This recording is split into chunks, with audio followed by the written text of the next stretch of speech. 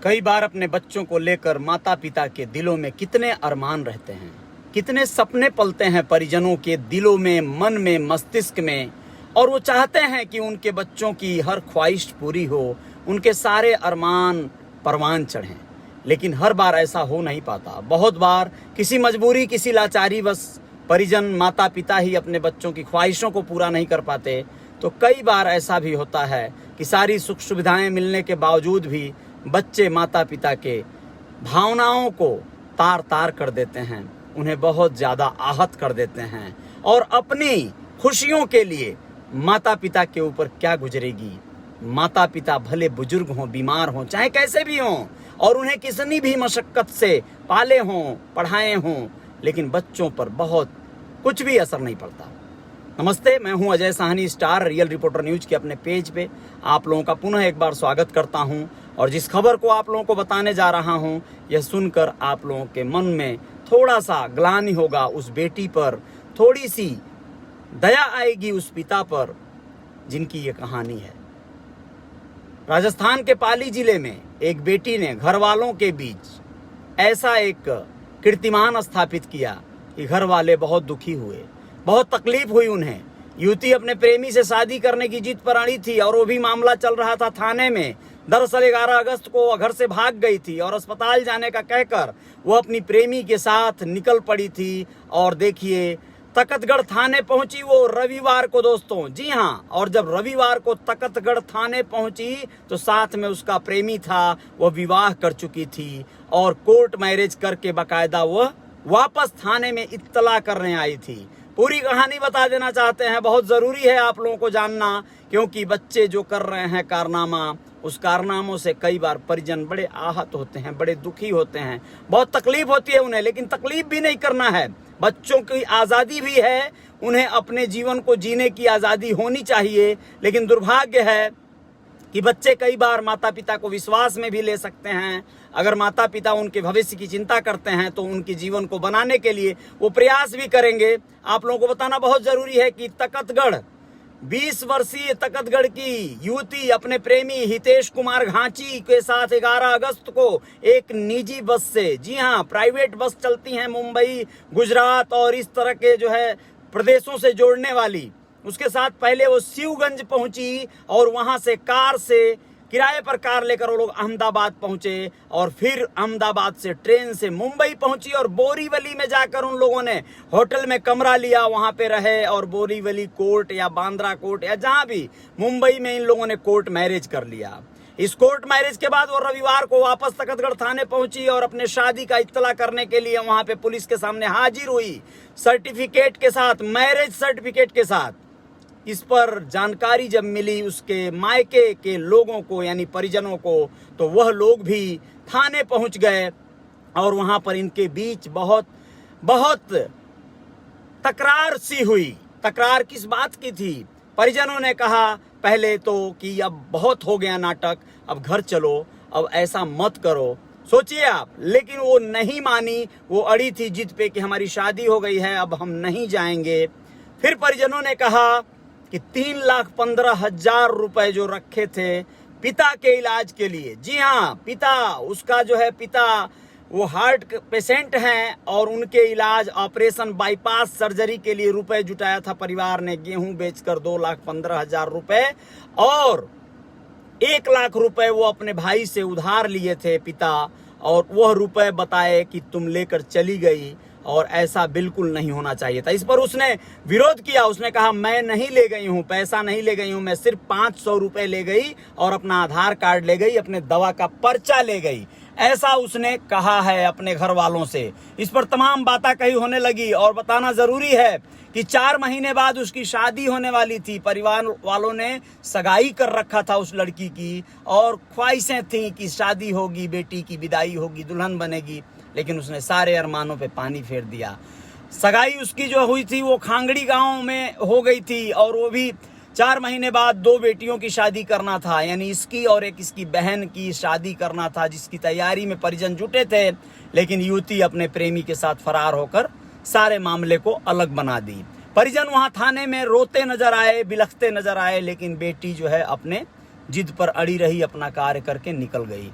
अब आप लोगों को बताना बहुत जरूरी है कि इस बेटी के नाम से इस परिवार ने 2 लाख का एफडी भी कराया है। हॉस्पिटल से जो एडमिट थे भागने के समय में उसके पिता अस्पताल में, वह भी खबर पाकर थाने आए और वो अपनी बेटी के सामने गिड़गिड़ाते नजर आए। दोस्तों, वो कह रहे थे कि जो एफडी किया गया है तुम्हारे नाम का, उसके लिए इस फॉर्म पर साइन कर दो, जिससे कि हम वो एफडी का पैसा निकाल लें और अपने काम ला सकें। उसने साइन नहीं किया। खैर कोई नहीं, ये तो एक बेटी का अधिकार भी कह सकते हैं। एक पिता बेबस हो सकता है, लाचार हो सकता है, लेकिन कोई नहीं, जब बेटी ही नहीं रही तो 2 लाख रुपए की क्या वैल्यू है। ये बात अलग है कि वो बीमार पिता है, बुजुर्ग पिता है, वो 2 लाख रुपए शायद उसके किसी काम आ जाए, लेकिन अगर वो रहती तो किस काम आते। वो तो उसी के लिए जमा किए गए थे। अगर वो नहीं भी भागती किसी के साथ, तुम्हारे हिसाब से भैया शादी कर लेती, तो आखिर वो तो उसका ही था। तो रहने दीजिए, तसल्ली कीजिए। आप पिता हैं, उसे क्षमा भी कर सकते हैं। अगर उसने निर्णय सही लिया है, उसका प्रेमी सही है, तो फिर आपको बहुत ज़्यादा परेशान होने की ज़रूरत नहीं है। उसके उज्जवल भविष्य की कामना कीजिए और किसी भी तरह का अपराध न हो, ये सब कोशिश करनी चाहिए परिजनों को, और यही बहुत बेहतर होगा। लेकिन यहाँ पर बात आती है कि परिजन अब हैरान परेशान हैं। पिता जो है बेबस है, लाचार है। उनका सोचना यह है कि जब बेटी नहीं ले गई 3,15,000, तो आखिर रुपए गए कहाँ? कहीं कोई बीच में गेम तो नहीं हो गया? पुलिस अब इस पड़ताल में जुटी है। बाकी उस लड़की को उसके पति के साथ पुलिस ने उसके घर भेज दिया। अब सोचकर आप लोग देखिए कि जमाना, समय किस हद तक, कहाँ तक गुजरता जा रहा है। बहुत जगह आप लोगों ने इस तरह के तमाम रिश्तों में बहुत सारे मामलों को आप लोग सुने होंगे, दरारें और बहुत सारे कांड सुने होंगे आप लोग। तो इस तरह के कांड या दरारें यहाँ पे क्या दर्शाती हैं?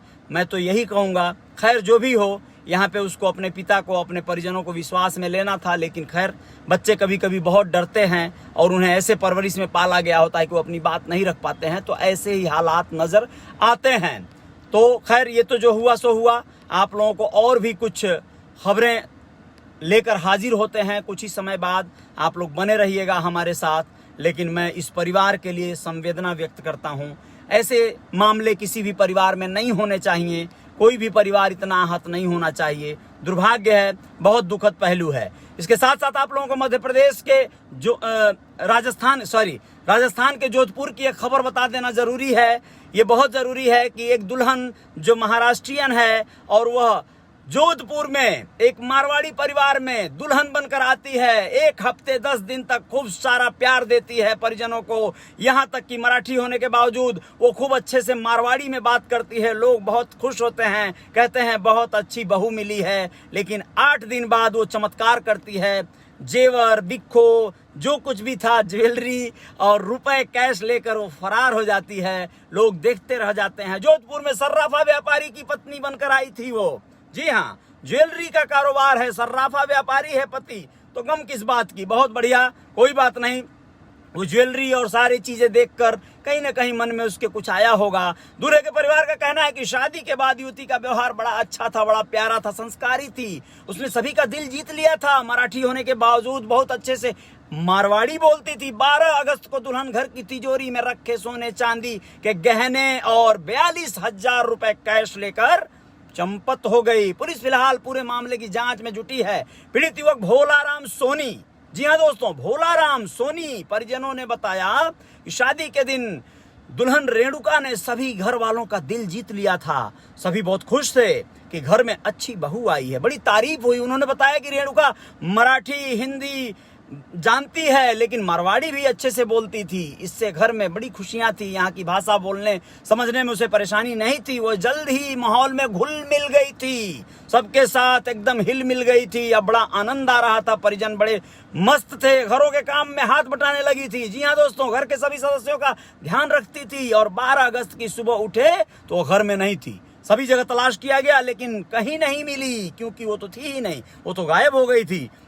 उसके परिजनों से फोन पर बात हुई, कोशिश की गई, सामने से कोई जवाब नहीं आया। यानी उसके मायके वालों से, जी हाँ, उसके मायके वालों ने कोई जवाब नहीं दिया। और ये पूरा मामला समझ में आ गया कि तिजोरी से सोने के जेवर और 42,000 रुपए गायब थे। जब इन लोगों ने चेक किया तो हैरान परेशान सभी लोग। भोलाराम के जीजा संतोष ने बताया कि दुल्हन रेणुका परिवार में इतना घुल मिल गई थी कि किसी को भी इस बात की भनक तक नहीं लगी कि उसने लूट की नीयत से शादी की है। उन्होंने बताया कि रेणुका से कोई संपर्क नहीं हो पा रहा है, शादी करवाने वाले दलाल भी कॉल अटेंड नहीं कर पा रहे हैं। आप लोग जान के हैरान होंगे कि शादी के मामले में जो जुगाड़ और जुगत भोलाराम ने लगाया था उसमें लाखों रुपए दलाल कमाए थे और दलालों ने एक गलत दुल्हन चिचका दी। भोलाराम भोला भाला रह गया और दुल्हन अपना कारनामा करके चंपत हो गई। शहर के बनाड़ थाना क्षेत्र के थबुकड़ा निवासी भोलाराम थे। थबुकड़ा, जी हाँ, यहाँ के रहने वाले थे भोलाराम सोनी। और उन्होंने पुलिस को बताया कि 4 अगस्त को महाराष्ट्र के ठाणे निवासी, ठाणे जिला है वहीं पर, और वहां की रहने वाली रेणुका से शादी रचाई। शादी के लिए उनके पिता ने 2,10,000 रुपए बिचौलियों को दिया, यानी दलालों को, शादी करवाने के लिए। और 12 अगस्त को दुल्हन तिजोरी गायब करके खाली करके चली गई। बहुत दुखद पहलू है। यहां भी मैं इस परिवार के साथ संवेदना व्यक्त करना चाहूंगा। बेचारा भोलाराम भोला भाला कैसे अब रहेगा। ऐसी दुल्हन रेणुका को बिल्कुल नहीं करना चाहिए था ये कारनामा, लेकिन कहां मानने वाली हैं सब। ये चलता रहेगा साहब, ये मामला आज से नहीं है।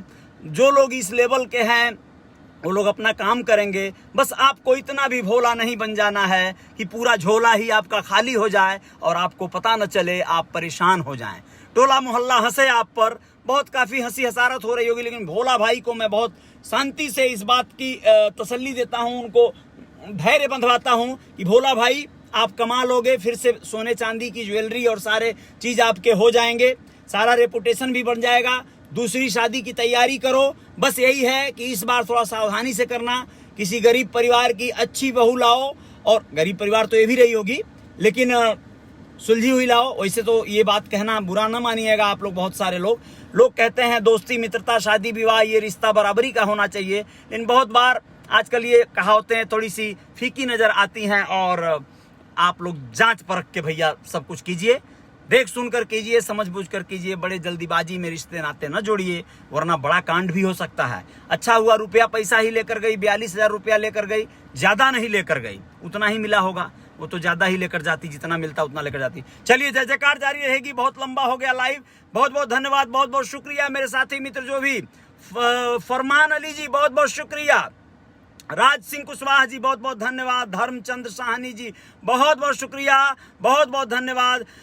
चंद्र प्रकाश सरोज जी हंस रहे हैं, बहुत बहुत धन्यवाद। कोई बात नहीं, ऐसे हंसी तो आता होगा, सब लोग हंसते हैं, कोई बात नहीं। किसी पे हंसेंगे तो कहीं ऐसा ना हो कि आपका भी मामला नंबर आ जाए, भैया सावधान रहिएगा। खैर कोई नहीं। सूर्यपाल यादव जी बहुत बहुत शुक्रिया। दीपक परेटा जी बहुत बहुत शुक्रिया। निखिल यादव जी धन्यवाद धन्यवाद। नगीना कुमार जी बहुत बहुत शुक्रिया, बहुत बहुत शुक्रिया। दिलीप सिसोदिया जी हेलो हाय। आलम शाह जी बहुत बहुत धन्यवाद, बहुत बहुत शुक्रिया आप सभी का। श्याम चौधरी जी, हरेंद्र चौधरी जय हिंद, बहुत बहुत शुक्रिया मेरे भाई। और साथ ही साथ चंद्र किरण अजय साहनी बहुत बहुत धन्यवाद, सैल्यूट आपको, बहुत बहुत शुक्रिया। नगीना कुमार जी हेलो। निखिल यादव धन्यवाद, नमस्ते भाई नगीना जी। और अजय वर्मा जी बहुत बहुत शुक्रिया आप सभी का। शेयर जरूर कीजिएगा, इससे शायद किसी को सबक मिले, किसी को सुरक्षित रहने का मौका मिले। ये खबर सबक देने वाली है, जागरूक रहने वाली है, इसलिए जय जयकार जारी रहनी चाहिए। और मेरी भी ये जय जयकार रियल रिपोर्टर न्यूज की बनी रहेगी। आप लोगों ने, जिन लोगों ने भी मुझे फॉलो कर रखा है, उनको मैं तहे दिल से धन्यवाद देता हूं। और जिन लोगों ने मेरे चैनल को सब्सक्राइब कर रखा है, रियल रिपोर्टर न्यूज स्टार को, उनका भी आभार प्रकट करता हूं। जय जयकार जारी रहेगी। जय हिंद, जय भारत, बहुत बहुत शुक्रिया।